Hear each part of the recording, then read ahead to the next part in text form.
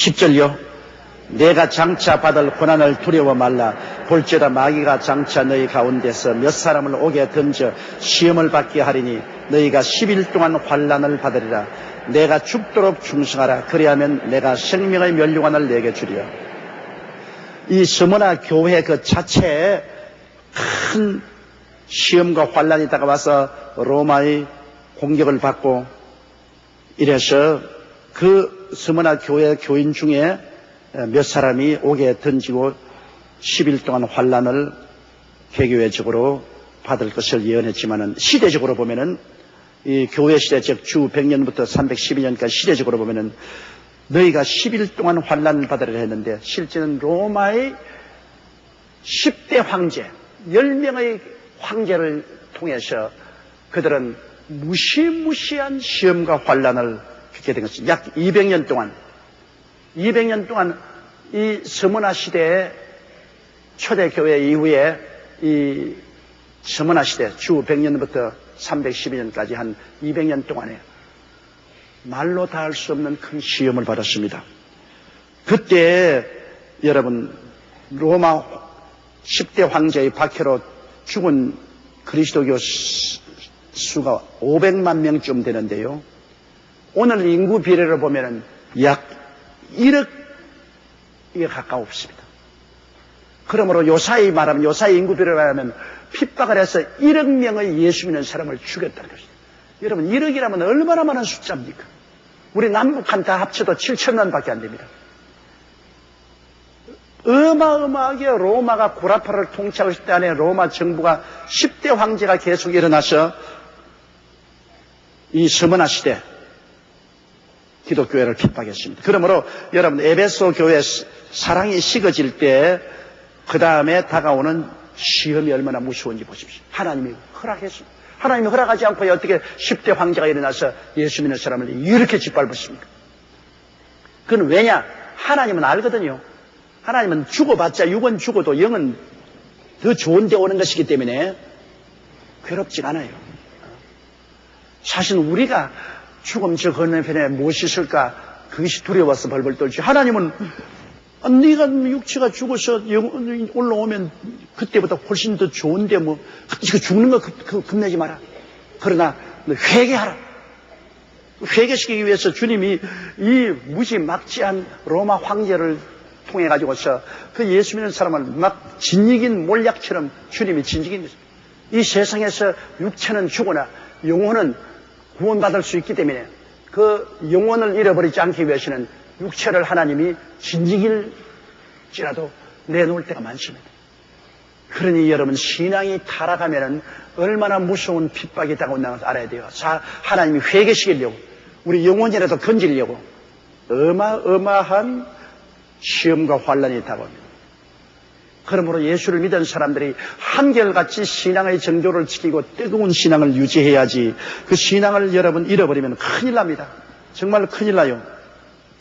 열흘 동안 환난을 받아야 했는데 그 스무나 시대의 환난 보면 첫 그 로마 황제가 네로입니다. 네로는 주 37년부터 68년 동안에 나라를 다스리는데 그 네로의 어머니가 네로가 16살 때 그 남편 왕을 독살했습니다. 남편을 죽이고 16살 먹는 아들을 임금으로 세웠어요. 그런데 이놈이 얼마나 방탕을 했던지 25살 되기 전에 자기를 왕으로 세우기 위해서 아버지를 독살해 준 그 어머니를 죽였습니다. 그리고 자기 아내 옥타비아 그리고 형제들도 다 처형하고 그리고 자기 시진다고 시상이 생기기 위해서 로마에다가 불을 찔러놓고 자기는 성문에 앉아가 오 불길이여 아름답도다 불꽃같이 아름답도다 수많은 사람이 불타 죽고 막 온 로마 도시가 막 황폐했는데 자기는 시지는다고 그거 보고 그러고 난 다음 막 국민들이 그것을 알고 반발하고 일어나니까 이건 내가 한 것이 아니고 예수쟁이들이 불을 찔렀다. 그 예수 믿는 사람에게 덮어 씌워가지고 그래서 막 예수 믿는 사람을 잡아가지고서 그 원형 극장에 갖다 모아놓고 사자들을 풀어가지고서 사자가 막 찢고 죽이겠어요. 그럴 때 유명한 순교자가 바로 베드로와 바울 아닙니까? 베드로는 로마의 시에 너무나 무시무시한 순교 핍박이 심하니까 많은 제자들이 당신은 교회의 기둥이니까 피하라고. 그래서 그 전해온 전설을 보면은 이런 새벽에 안개가 뿌옇게 끼었는데 로마시를 떠나서 베드로가 로마시를 탈출해서 따라다니까 마침 햇빛이 이렇게 동해에 비치는데 그 햇빛에서 예수님이 다가오시더니만 자기 옆을 지나가거든요. 그래서 코바디스, 주여 어디로 가시나이까? 너가 버리고 간 내 백성들을 위해서 내가 다시 십자가에 못 박기 위해서 난 로마로 들어간다. 그게 베드로가 크게 회개하고 눈물로 통해 자복하고 다시 로마로 들어가서 그는 체포되어서 죽을 때 예수님은 바로 십자가에 못 박혔지만은 나는 예수님을 부인한 사람이라 나는 바로 십자가에 못 박여 죽을 자격이 없으니 나를 거꾸로 십자가에 못 박아. 그래서 베드로는 거꾸로 십자가에 못 박여줬습니다. 주님 제자 베드로는 거꾸로 가셨으니 하는 노래가 있는 것처럼 거꾸로 가셨어요. 그래서 또 로마에 가면 지금도 베드로가 돌아섰다는 그 자리에 코바디스라는 기념교회가 쓰여있지 않습니까? 여러분 로마에 갔었으면 아마 바울의 순교한 곳도 가보았을 것입니다. 바울은 흙으로 만든 옥에 갇혀 있다가 끌려 나와가지고서 그를 장작 쪼개는 것 같은 그런 나무에다가 목을 던져가지고서 도끼를 들고서 그 목을 쳤습니다. 또 바울의 목이 몸에서 떨어져서 3번 탕탕탕 뛰었는데 그 3번마다 물이 팍팍팍 솟아나서 그게 샘물이 되었던 그 기념교회에 그 운물이 솟았던 그 자리까지 보존되어 있는 것을 여러분 볼 수 있을 것입니다.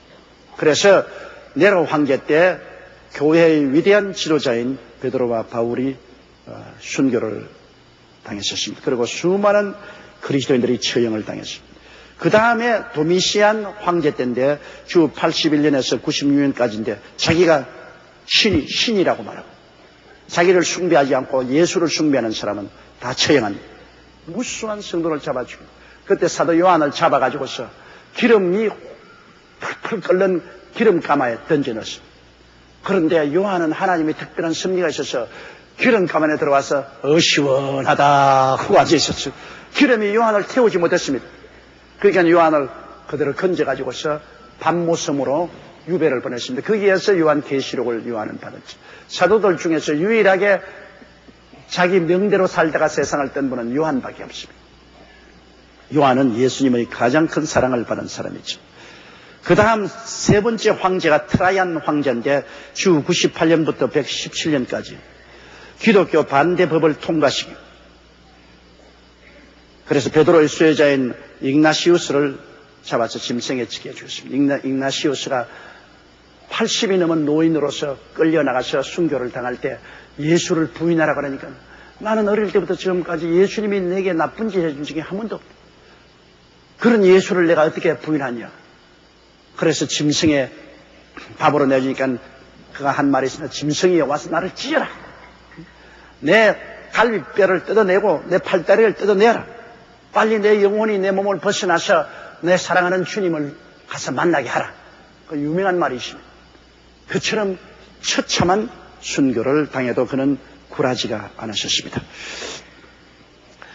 그리고 4번째 로마의 황제는 아우렐리우스인데 이 사람은 철학자였습니다. 주 161년부터 180년까지 로마 황제를 했는데 그는 로마의 복고주의 철인으로서 그는 로마의 옛날 전통과 문화와 종교를 부활시키는데 새로운 종교인 기독교는 로마의 옛날 문화와 종교를 복구하는데 회방이 된다고 해서 많은 기독교인들을 또 살해했었습니다. 그는 스스로 굉장한 철학자였는데 많은 사람을 죽였어요. 그래서 유명한 교회 지도자인 폴리갑, 요한의 제자인 폴리갑과 저스틴 같은 지도자를 죽였습니다. 5째 로마 황제는 셉티머스 세베루스라는 황제인데 주 202년부터 211년까지인데 그는 신앙 금지 칙령을 내리고 옛날에는 여러분 북아프리카가 전체가 기독교 본산지였습니다. 지금은 북아프리카가 이슬람교 본산이었지만 그게 아주 유명한 신앙 지도자인 오리겐이라는 신학자가 있었는데 그 부친이 그때 순교를 당했었습니다. 여섯째 황제가 맥시머스 황제인데 주 235년부터 주 237년까지 그는 기독교인들을 얼마나 많이 죽였던지 한 번에 50명씩 60명씩 그 시체를 한 구덩이에 던지고 파묻은 아주 포악한 왕이었습니다.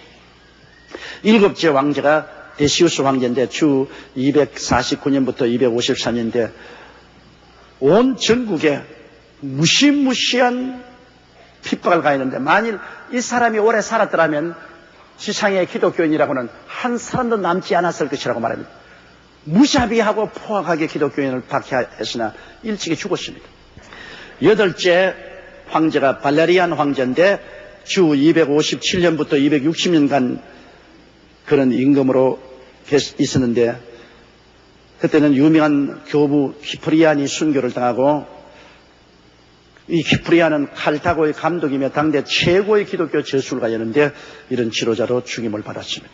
아홉째가 오렐리안 황제 270년부터 주 275년까지인데 그는 계속해서 핍박을 가했고 가장 무시무시한 최후의 핍박을 가한 제가 10대 황제인 디오클레시안 황제인데 주 303년부터 315년까지 그는 성경도 다 불태워버리고 교회의 흔적도 다 불태워버리고 최악의 핍박을 했는데 그때 많은 성도들이 올 때 갈 데가 없으니까 로마의 카타콤브 동굴로 들어갔습니다. 그 당시에 석회석을 파내고 그 지하에 굴이 있죠. 로마에 가서 카타콤브에 가보셨죠? 가보시면 한번 손 들어봐 주십시오. 카타콤브에 가본 사람 별로 없네. 땅 속에 파고 들어가면 거미줄 같이 돼 있어요. 그거 안내자 없이 들어갔다가는 못 나와요. 옛날에 일본인 한 사람이 거기 감이 들어갔다가 그만 흔적도 없이 사라져 버렸습니다. 들어가면 못 나와요. 그렇게 거미줄 같이 그냥 땅 속을 이렇게 굴을 판. 거기에서 기독교인들이 피신해 가지고서 죽으면은 그 시체를 벽에다가 파묻었어요. 벽에다가.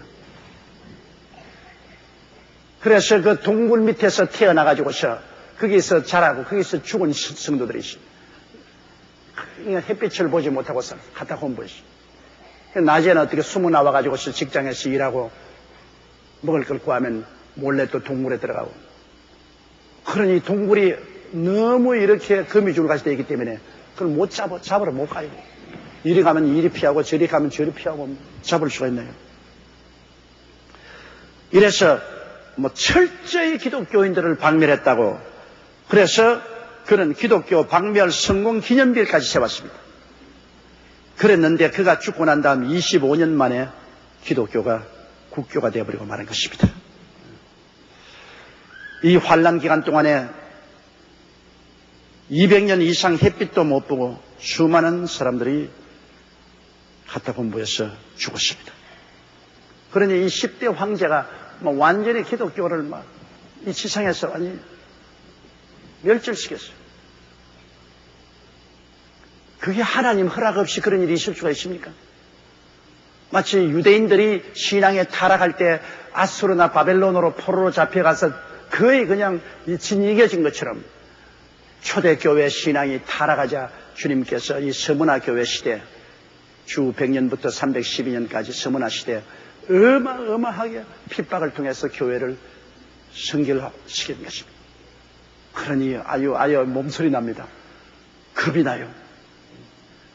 주님은 그때 핍박을 받고 고통당하고 죽임을 받지만 그 영혼들이야 하나님이 다 거두어서 하늘나라에서 크게 은총을 받게 주님 만들어 주셨죠.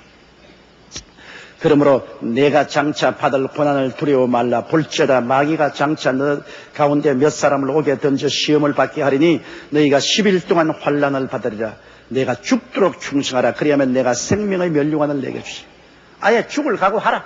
그러면 죽었죠. 죽도록 충성하라. 살라고 하지 마라. 죽으려고 해라. 그러면 네가 죽으면 내가 하늘에서 생명의 면류관을 주겠다. 여러분 우리가 하늘에 올라가서 받는 면류관 중에 최고의 면류관이 생명의 면류관입니다. 순교자의 면류관은 생명의 면류관. 주의 종, 복음을 증거한 사람이 받는 면류관은 영광의 면류관입니다. 영광의 면류관. 생명의 면류관을 받는 것이 가장 좋죠. 그러나 일반적으로 예수 믿고 올라가는 사람들은 의의 면류관을 다 받습니다. 그리고 별로 한일 없이 올라간 사람은 시들지 않는 면류관을 받습니다. 그러니 여러분 지역장, 구역장 열심히 일해서 영광의 면류관을 받아야 될 거라는 것입니다. 하늘에 해의 영광이 다르고 달의 영광이 다르고 별의 영광이 다르고 별과 별의 영광이 다르다고. 우리 하늘나라에 올라가면 다 같이 하늘나라에 올라가지만은 우리 광채가 달라요. 광채가 해같이 빛날 사람이고 달같이 환하고 별같이 반짝 개똥벌레같이 반짝 없이 그 영광이 다르다고요. 그리고 주님이 중심이었기 때문에 오늘날 천체가 보면 태양에서는 수성, 금성, 지구, 화성, 목성, 토성, 천왕성, 해왕성, 명왕성. 그처럼 영광이 투철한 사람처럼 주님 가차에 있어요. 하늘나라에도. 예수님이 태양 같은데 수성, 금성, 지구, 화성처럼 가까이 있어요. 그러나 영광이 그렇지 못한 사람은 멀리 떨어져 있어. 멀리 떨어져 있어. 그러니 예수님 다 같이 천당에 가서라도 주님 가차에 있어 주님의 영광을 담뿍 누릴 사람이 있는가 하면 주님과 멀리 떨어져 있어 그 영광을 담뿍 못 누릴 사람도 있어. 그러면 기왕 갈 바에는 가차에 가자. 천국 종로에 가야지 천국 말죽거리에 가서는 안 될 것입니다. 천국 종로에 가자.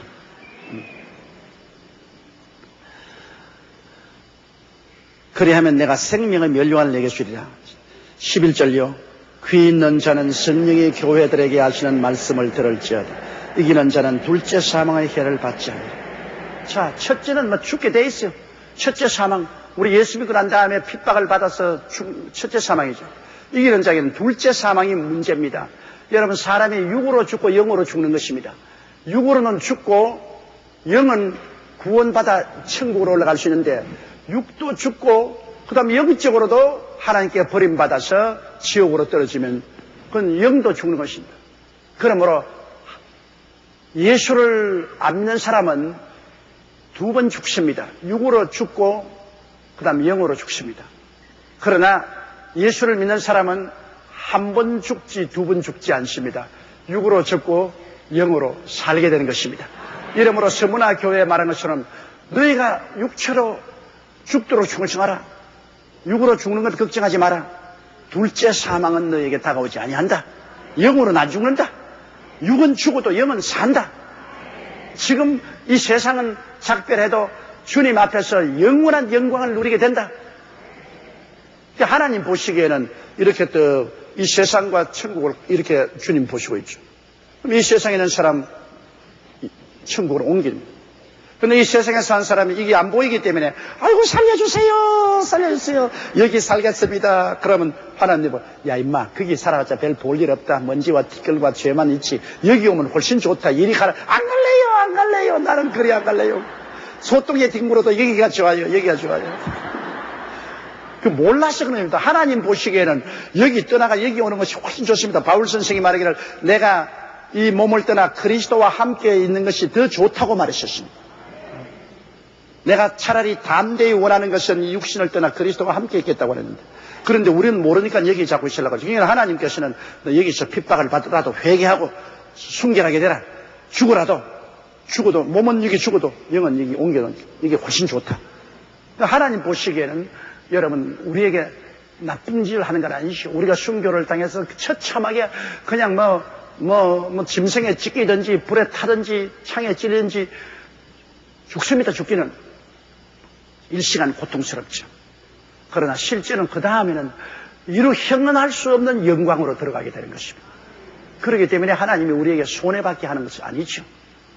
그러나 우리가 보기에는 너무 고통스럽고 괴롭지 않으냐고 원망할 것입니다. 그건 우리가 몰라서 그런 것입니다. 차라리 고통을 당할지라도 하나님 보시기에는 회개해서 구원받는 것이 훨씬 낫다 그 말인 것입니다. 타락가 버림받는 것보다는 회개해서 둘째 사망에 들어가지 아니하고 영원한 생명을 얻는 것이 좋기 때문에 시험과 환난을 통해서라도 깨어진 몰약이 될지라도 너희가 다시 회개하고 구원을 받으라고 주님께서 말씀하시는 것입니다.